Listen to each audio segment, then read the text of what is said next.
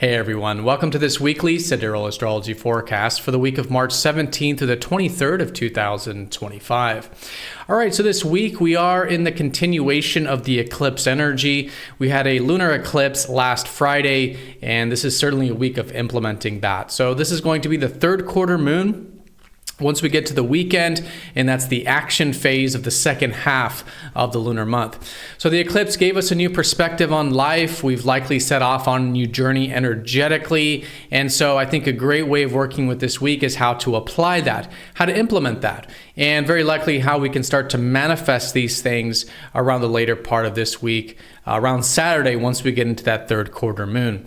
Most of the astrology here this week, most of the aspects are with the sun. So we do have the sun going over Neptune and Pisces on Wednesday.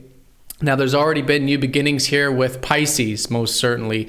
And this is all about having better mental health, spiritual health, doing things that are more soul fulfilling for us. And this is certainly a step in the right direction. The sun over Neptune can really be a new beginning with these things, helping us see life in this more soul guided way. And again, very good for these kinds of activities like spiritual health, spiritual activities, imagination, intuitive stuff. And again, just having a little more peace in our life. So that's going to be on Wednesday with the sun over Neptune. And then the weekends with Mercury retrograde Venus retrograde going over the sun, marking the halfway point of the Venus retrograde cycle. And so this is usually some new shift with our values, with our understanding of our values, who and what we value in life, which can involve relationships as well. And so this is usually not very apparent and not very much seen in the outer world because of the what we would call the combustion here with the sun and Venus, but nonetheless being intuitive about it, seeing what new does come up in regards to new perspectives about who and what we value in life, and perhaps bring a little bit more attention to these things can help mitigate any kind of what they would call combust energy, where these sorts of Venusian things like values and relationships aren't easily seen because they're not visible with the sun present like that. And this conjunction will be sextiling up to Pluto for the whole weekend, so it's nice to see that there is some support for the deeper, maybe more intimate, maybe more deeper values of life starting to come up and can be enjoyed and connected to over the weekend. All right, so let's go and take a look at all of this here in more detail when we return.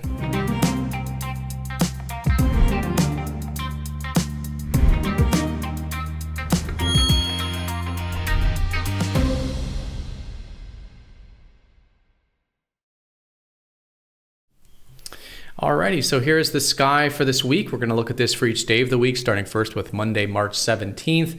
And as you can see here, we are using the visible sky on this channel, which is very different from mainstream astrology. You won't see them using this visual representation of the sky because unfortunately mainstream astrology does not use it. So if you are new to this channel, and especially if you notice some of the sign placements are different, like maybe you're expecting this Mercury and Venus to be in Aries right now, definitely check out the link down below for more information on using the visible sky, called True Sidereal Astrology. All right, so the astrology is very simple to describe this week. Now, of course, it is still a very important week, being that we're in the eclipse season right now, us having particularly that lunar eclipse, which was last Friday, right in between the constellations of Leo and Virgo. So this is really a week of a continuation of that. That was, a status check time. And so, sort of reflecting back or connecting back to the Friday, Saturday, sort of end of the week, last week time period, what was it that energetically shifted in your life? Because this is a great way of really working with this week, how to apply these shifts. Maybe there was some new awareness you gained. It's an excellent week for applying that as well. And so that's really the context. Now, that's all about, fundamentally being that it was with the South Node in Virgo, this whole eclipse season is about bringing more balance to the doing, being, work and rest, control, not control elements of our life as we've been discussing. And this is certainly a continuation of that, mainly because, of course, we have so much activity in Pisces, which is really about helping us have a little bit more mental health and spiritual health. So that's really the synopsis of the week and really put simply here. And The Sun, Mercury, and Venus all in Pisces really adds the fact that Mercury and Venus are retrograde adds to the fact that this is all supposed to be very reflective. Okay, it's still a very retrograde week. These are very retrograde times when 2 out of the 3 fast movers are retrograde. Okay, and makes it very significant for redoing, rethinking, reevaluating, reconnecting to things in our life, and all in all, just being as flexible and adaptive as possible, which is what retrogrades are all about. And it's a time to do things. It's a time to experiment. It's time to go down different paths than we normally wouldn't, but in the way of having that plan A, B, C, and D, so we can adapt and change based on what new values we learn about ourselves in life, what new information we learn about ourselves in life during these heavily retrograde periods. So let's go ahead and start here with Monday. As you can see, most of the aspects are concentrated to the later part of the week.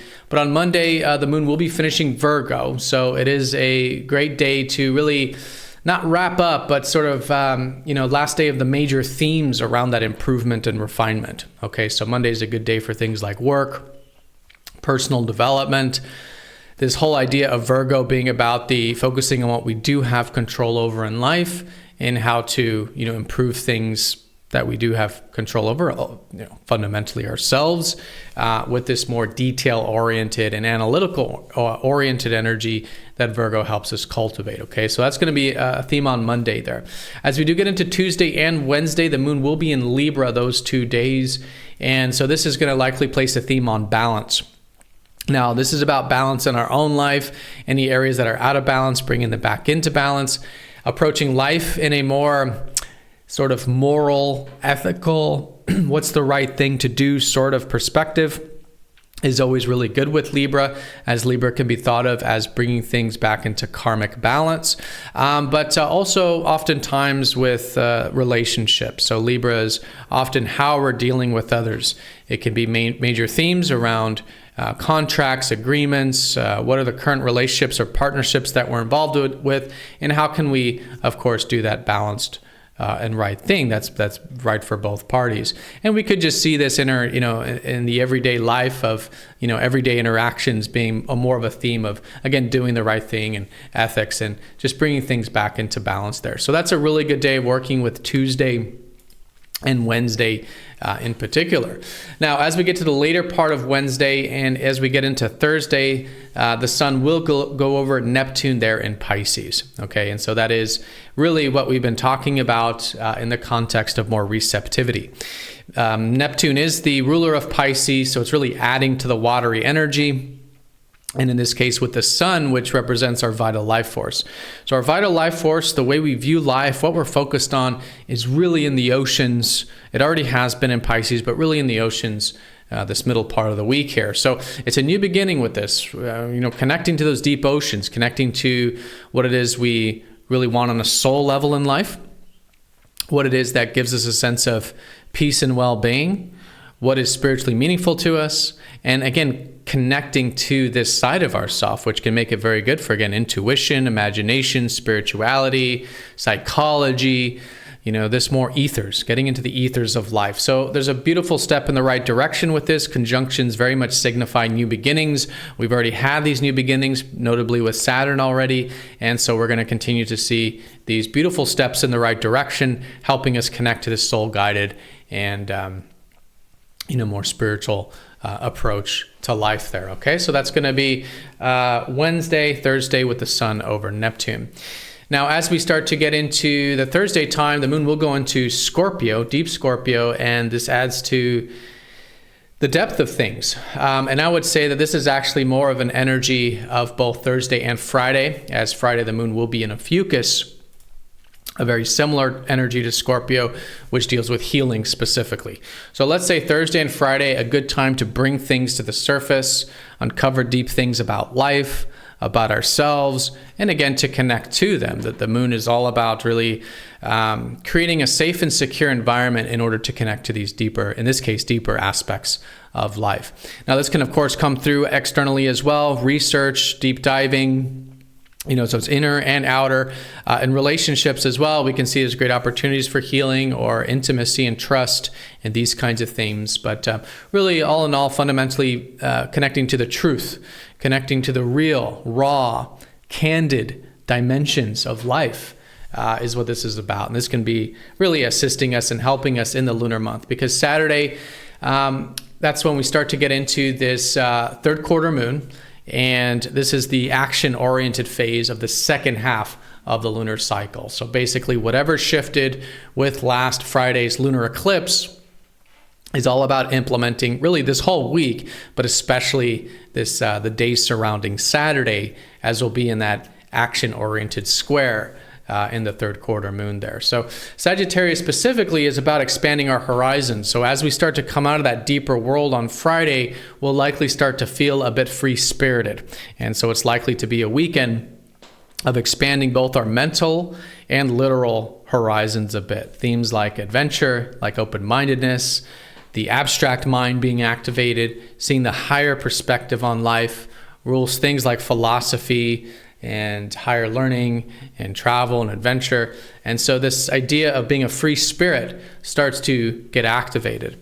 And this is what we want to integrate with the third quarter, because this is a square between the more watery Pisces, right? So we have the free spirit fire of Sagittarius in a bit of a clash, let's say, with the soul-guided water of Pisces. So they're both mutable, which means it's all about flexibility. And I would say that's the link between them.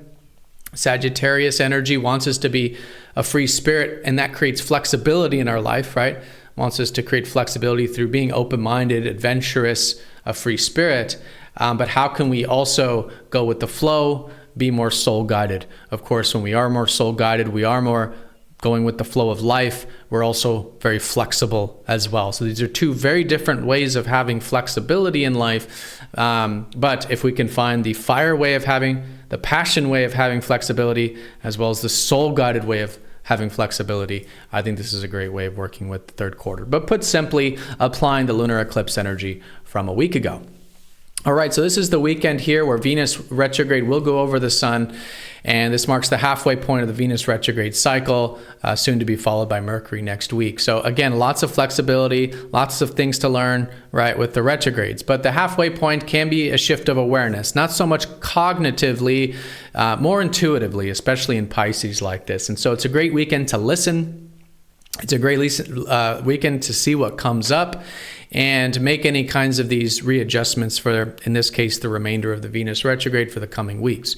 So what is it we value? Who we value? How are we connecting to life? How are we connecting to others? These are all the themes around Venus, and this can be a beautiful step in the right direction, involving this more learning and flexible energy around that. And like I said, the energy is combust, which means we can't see it visually in the sky because the sun is drowning out the energy, which is symbolic for the fact that this is all very much coming through unconsciously or intuitively, especially during the retrograde like this. So it can be strong, and there can be main themes around values, relationships, resources, but we want to make sure that we're being extra conscious of that. How are we approaching these things in life? Are we being mindful, aware, intentional with these aspects of life? And if we are, it makes it an extremely constructive energy, which is everything moving in the right direction with the retrograde cycle.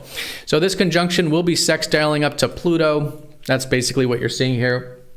Venus sextiling Pluto, the sun sextiling Pluto. So just nice to see that the ruler of the underworld, that deep energy who's been recently in Capricorn, is supporting this, okay? So whereas maybe the Thursday, Friday is maybe a little difficult maybe for some of that depth, that deeper energy with the Scorpion Ophiuchus moon we talked about, it certainly will get easier there for the weekend and much more supported for that deeper diving. So it's not a given with the sextile, but it's a nice opportunity. So while we are reflecting on our values, reflecting on our connections, we have a support to dive deep, to see the deeper world and connect deeply as well. All right, everyone. So that is the week in a nutshell. Put simply, is that it's a applying week, implementing the lunar eclipse from last Friday. Okay, this whole lunar month is really about balancing, as it has been, we could say, with the eclipses these past, 2 years has been about balancing the doing and being axes, the Virgo and Pisces, the work and rest, the control, non-control. And this is really activating the non-control aspect of it, and certainly will once we have the solar eclipse next week. But, this is a week of more Pisces energy, I would say.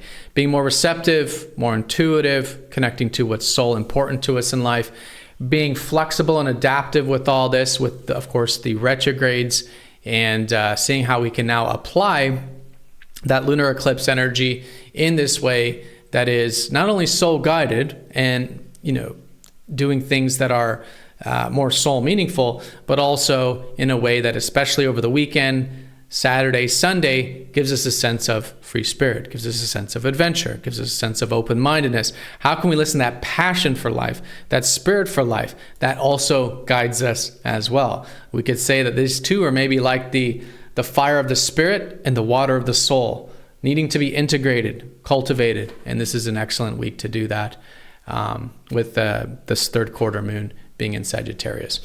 All right, so everyone have a fantastic week. Thank you so much for watching. Be sure to click the like button. If you haven't yet joined us for the live stream, we go live every Sunday here, just a few hours after this upload, which is at 1:15 p.m. Eastern time of the Americas every Sunday. Definitely join us for that. And again, I'll see you all next time for the next astrology forecast. Take care.